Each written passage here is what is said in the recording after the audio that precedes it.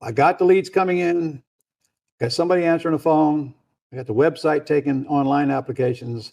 Now all I got to do is take the ones off of there that I want to call back and call them back and get them on the phone. And when I get them on the phone, I'm going to ask them a few more questions because I want to complete my buyer's list. And I might ask them. I think I got the script in here, so let's wait till I get to it. So when I'm looking for a prospect to lease option my house, really all I care about is how much they got to put down and how much they can pay per month for now, because that's going to determine whether this conversation is going to be a little longer or a little shorter. It's also going to determine whether I'm going to give them the lockbox code. Now, look, remember, they've already been asked how much they can put down and how much they can pay per month, but I don't believe them. I don't care what they told Pat Live or what they put on that form. I don't believe them because I've learned they can come up with more and they can pay more per month once I get them on the phone and read the script to them here I'm getting to. But that's all I'm looking for. Credit, I'm not looking for credit. I'm looking for poor credit. Very rarely would I ever lease option a house to somebody with good credit because they're not calling me. They'll go to the realtors and find one and buy the house the old traditional way. So it says here that they must have a good credit. That's for cash buyers. That's for people who are going to qualify for a loan. That's not what you're selling. You may elect to not even take that buyer, even if they can cash you out. I would. I don't want to cash out. I'm not getting these term deals to cash out. I don't want to. I want the golden goose to live for years and years and years. But that's me. Okay. Somebody's calling you and you can cash out and pick up a check for $30,000, $40,000, $50,000. I'm going to leave that decision up to you because I've always said, take care of today's cash flow needs before you worry about building an empire. And when your bank account is low, there's nothing more important to you than having more money appear in that bank account. I get it. Okay. I'm not so old that I can't remember those days with me. So if you want to retail and cash out, then so be it. All right.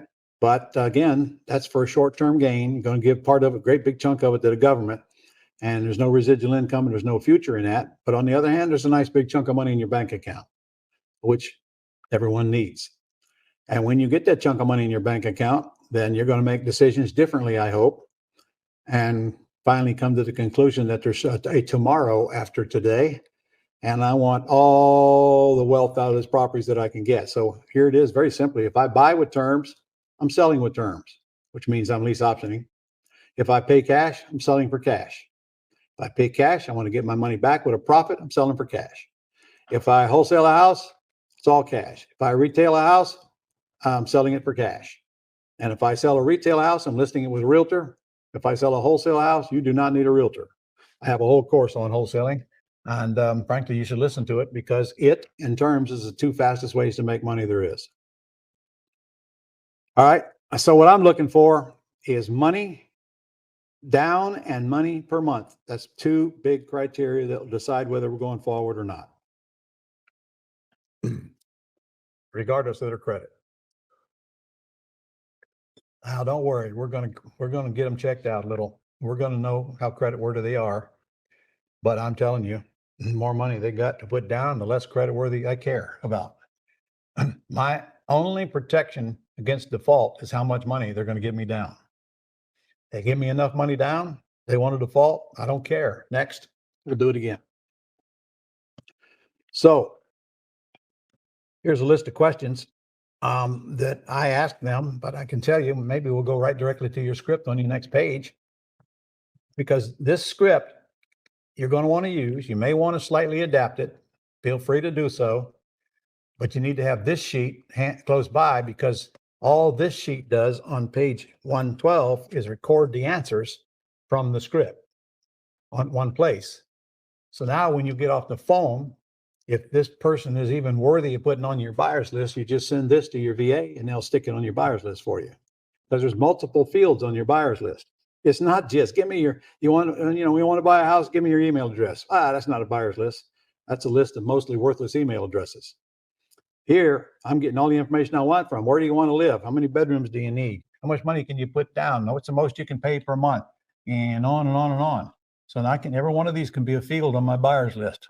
And now I've got a very, very valuable asset. So now I get another house going right to my buyer's list. I got people sitting out there with a bunch of money that I need to get from them as soon as possible. I'm going to go find them a house. In fact, they're going to tell me where they want to live, and that's where I'm going to go target. So now I'm finding houses for buyers instead of buyers for houses.